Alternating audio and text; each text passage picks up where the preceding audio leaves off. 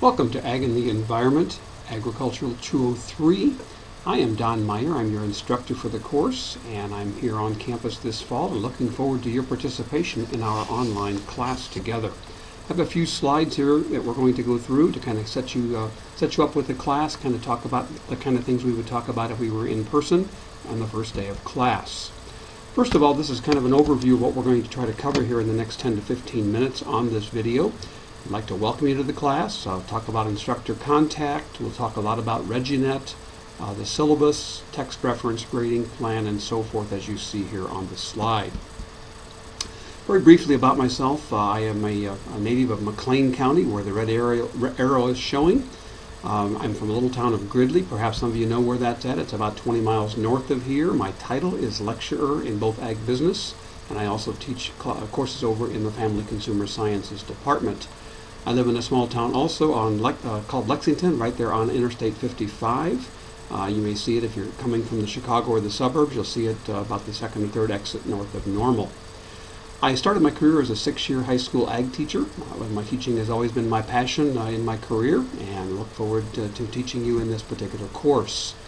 I left ag teaching and went into extension service, which is also a part of education, but not as much of a structured classroom. I taught lots of workshops, ended up being the overall office manager and county director for McLean County here in this particular area. I retired from that position in August of 2010.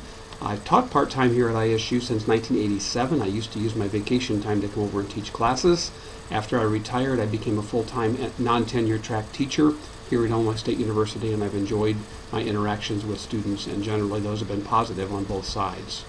I have a lot of past and present passions. I used to be a pilot, so sometimes you'll see comments in the narrative that we talk about flying over fields. I used to be a volunteer fireman. I very much believe in getting involved in your community, and I hope you do that down the road as well. There's a lot of rewards there besides having a job in terms of getting involved. I have 2 children we'll talk about here in a second, but I was involved in their activities of coaching, church involvement, and 4-H leadership as well. My background, I grew up with 2 older sisters, so it was like having 3 mothers. I am married. My wife works here on campus as well. I have 2 young adults in my family. I used to call them children, but certainly they're your age or older, and so I want to respect that and call them young adults. My daughter has graduated. She also is a high school teacher, currently in her 4th year. My son will graduate here this December from Illinois State University. My background includes a bachelor's degree here from ISU about 40 years ago almost now, and a master's at University of Illinois, and also some work toward my PhD, but I did not finish that work. When my kids came along, I devoted more time to them as well as my job, and so I did not finish my PhD. I'm just simply Mr. Meyer, not Dr. Meyer. In my spare time from teaching here at Illinois State University, I also sell farmland. I'm a licensed real estate broker. I could sell houses, but I choose to sell farmland instead, and I also manage some farms, and I'm an auctioneer. You'll see already that I talk fast, and so the auctioneering fits very well. Having a lot of fun in my retirement from extension work, not only teaching here at Illinois State University, but also in my realty work. Taught a wide variety of courses here in the last 6 years, basically a lot of ag classes. Typically I cover courses as people retire. I don't have a plan to stay here many more years, but as people retire and there are openings to classes to be covered, I've taught those classes, and you can kind of see it, take a look at those courses, and also have enjoyed interacting with the Family Consumer Sciences Department in the consumer classes. A lot of focus on how to survive economically and balancing of budgets and managing a household, etc. Other courses I've taught over the years include agronomy, horticulture, turf grass, intro to ag education, and methods for those students that are going out to teach. As far as contacting me, email is a great way to contact me. I do not use the ReggieNet email, but I use the regular ISU email, and there is my email address on the slide. It's also on the syllabus. And I have a phone here at my desk, and that actually creates a voicemail, and so even if I'm not at my desk, I can check my messages usually from my home as well. So if you need to leave a message, don't be afraid to use the phone if that's easier for you as well. I will have office hours available if you happen to be on campus. I could also visit with you if that's something that you need some assistance with, but certainly we'll do a lot of our work by email here in the course. We have a wide variety of topics. I'm not going to read all these topics, but we're not going to shy away from controversy. This is a really fun class to teach. It has a science theme. It's a general education course, so we have a science theme in the background of all of it. But we'll talk about hunger, famines, pesticides, GMOs, global warming, livestock, and some of the controversy about livestock as well as some of the resources of ag, including soil and water, and how we've gotten to where we are in agriculture. So it's kind of an all-around course, a little bit of history, a little bit of science, a wide variety of topics, and each of these will represent about a week's worth of activity. I do hope that you already have plans to get your book, because we will use almost every single chapter in this book as a reference for our course, and you will have points awarded to you for your assignments as well as exams. So you will need access to this class, or this course I should say, this book, and make sure you have the right edition of the book. The second edition is the edition that we'll be using. Some of the data in the first edition will not reference well for the exams and the assignments. In terms of introductions, I'm going to challenge you. Your first discussion points will be you introducing yourself, and I'm going to require that introduction to be done by video, just like I'm doing here with you today. So I kind of practice what I preach. I'm going to ask for you to consider sharing this kind of information that you see on this slide about yourself. I certainly don't want to delve into any privacy issues, so if you're not comfortable sharing something, certainly don't put it in your video. But I'd like to get acquainted with you, especially any ag background that you might have, and I always like to get my students to focus on what is your dream job, what are you planning to do after graduation if everything lines up the way that you hope it does. Also like to know your hometowns. I know most of the towns of Illinois and the Midwest, and many of the Midwest, so if that would be something you're willing to share as well, I would appreciate that. But I will require this to be done by video, and it will be your first discussion post, and there'll be more information coming here pretty soon. We will use ReggieNet very heavily in the course, and those tabs on the left, if this is your first time to use ReggieNet, those are the tabs that you'll want to be familiar with. And we'll go through some of the highlights there, but certainly very, very much activity using this. This is a full semester course, and we'll have activities every single week of the semester for you to complete to stay current with our topics. First one I'm going to talk about here is the Resource and Materials tab, and you'll notice as you click on that, now you won't see some of the things that you're seeing. I'm showing you the teacher view, but as you look at Module 1 folder in the middle of this slide, you will see that your first set of notes should already be available to you, so you can take a look at those.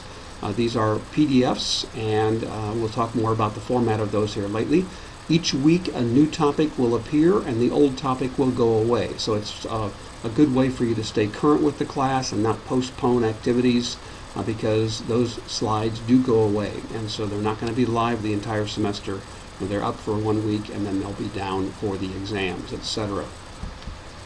This is the format of the slides. Basically use the handout feature of PowerPoint, and so you'll see a slide pretty much in the middle of your screen, and below that you may also see some paragraphs, just like I would be talking in class. I don't just read my slides when I teach in class. I try to add value to the slides. So you'll be responsible for the material not only on the slide, but also for the material on the notes below the slide. My suggestion is not to print these off, because you're going to have hundreds of pages to print off, and it will kill off a lot of paper, a lot of trees, as well as a lot of ink. My suggestion is you go ahead and as you go through the slides, set yourself up an outline, just like if you were sitting in my class, taking notes from the slides and what I'm talking about. I would suggest you use an outline. That will also be easier for you to reference in the exams that will also have questions coming from the slides and from the notes. So I strongly suggest the use of an outline. Otherwise, you'll have about 4 inches of paper printed as a result of the class. In terms of tests or exams, assessments as we call them, we'll be using the Test and Quizzes tab quite heavily. And if you notice here, there'll be 8 reading assignments. Each of them will cover several chapters. That will be 100 points of the class. Now, those will be up for a week or two, and you'll have a chance to answer those questions. Those questions are not timed. So you can begin it. Make sure you save your work each time you leave, otherwise you'll lose it. But you'll begin it's a series of 12 to 13 questions that will cover a chapter or two. And then you'll submit that by the deadline, and then those deadlines will be published. That's 100 points in the class, and there's no reason for you not to get very strong grades, because there is no timing on that, no pressure, and it's a good way for you to kind of answer those questions as you're reading the chapters. Then we will also have 200 points in the class from exam questions from the slides and the notes. Each exam, there'll be 4 different exams in the class. set up about every 3 to 4 weeks. Each of those will be worth 50 points, and so you'll have a total of 200 points for the course. And then we'll have also exams from the book readings. So not only have you answered questions as you've gone through the reading, but then the book questions will disappear and the exams will appear, and you'll have exams that will capture to see what you learned from reading the book, not just an activity to help you read the book, but also what you've learned. Some of the questions will be the exact same questions from the assignment, but I also have a larger question pool, so that very likely you'll have some questions that you didn't have to answer on the assignment. Those new questions will appear on the exam. So again, I encourage you to take a look at each chapter. There's about 10 to 12 important concepts that you should find from each chapter. Put those in an outline format, and that'll make it easier for you to get through those book exams, which are in fact timed exams. We also have course discussions. There's 100 points in the class. These should be the easiest points in the course. I get frustrated with students who don't take advantage of easy points in classes, and then at the end of the semester say, what can I do for extra credit? And there are no extra credits at the end of the semester. So do pay attention to discussions. There will be probably one of these or two of these appearing here. The first one, as I mentioned, is your video, and so you'll have 10 points available for your video after you post it. The one that you're looking at on screen is actually the second to post, which would be your personal opinion on agriculture. That will appear shortly for you to post. Each of them has deadlines. If you miss the deadline, go ahead and post, but be sure you send me an email so that I know that you posted late. You may get partial credit as long as it's somewhat near the deadline, but you'll get full points by the deadline if you follow the instructions, partial points even if you're a day or two late, and then eventually you'll get no points at all for those discussions. And I really like to see my students complete those discussions. Those are the easy points. In terms of the syllabus is posted on ReggieNet under a folder called Class Organization. In addition, there's also a helpful hints material posted. I think I'd already emailed that to those of you that were pre-registered for the course, but there are good materials available in the Class Organization folder. So be sure to familiarize yourself with both the syllabus as well as the helpful hints. We want you to participate. We want to make sure you're doing your own work on the assignments and exams, and be sure to check ReggieNet very regularly. I will be looking for your activity for each week of the course. Now, I will be posting no less than once a week a course announcement, and most of you who are pre-enrolled should have already received one announcement. The announcement will create an email directly to your ISU account, so be sure you check those emails. I'll try not to overload you so that you're getting too many and you start ignoring them, but at least once a week I'll kind of post where we are with the course, kind of reminders for deadlines, etc., and what chapters we're reading and so forth. So be sure to pay attention. Those announcements will remain posted the entire semester, so if you need to refer back to an older one, they should be available to you and under the announcements tab. Now we're getting ready to turn you loose here with the course. We want you to post your introduction, and please respond to the topics I'll be bringing up on the next slide, and you'll share a little bit about yourself. Again, I don't want to get into privacy issues, so don't share more than you're comfortable. There will be discussion points for posting the video. If you have trouble getting your computer to create a video, there's a free version of Screencast-O-Matic, and that's what I use to post this video, so I know it works. There's a cost version. You don't need to buy it. It's a free version. It will work just fine, just like I've used here today. If it's easier to use YouTube, go ahead and post your video on YouTube, and then you will include your link on the discussion post, and I'll let you know that I've been able to access your link. One of the tricks with using YouTube is you have to make them public. I know you can have private videos on YouTube as well, but make sure you post this one as public so all of us can take a look at it. I encourage you to get to know each other through the use of the posted videos. No points will be awarded unless a video is posted. Now it's your turn. These are the questions I would like for you to create. I'm encouraging you to create a PowerPoint to use as a background, just like I did with my video. This is a demonstration of how a good video would be. Most of these will last 2 to 5 minutes, so I'm not looking for a 15-minute dissertation like I've done here today, but certainly want to encourage you to try to answer some of these questions as your way to get acquainted with each other. It's quite fun to see these, and we had a lot of fun with this in past classes online as we've done them. If you have any questions at all, drop me an email or give me a phone call and leave a voicemail if I'm not here to get your question. I look forward to our interactions. It's a fun class. It's a great way for applied science kinds of activities, and I look forward to very strong coursework from you as a participant in Ag 203. Thank you very much.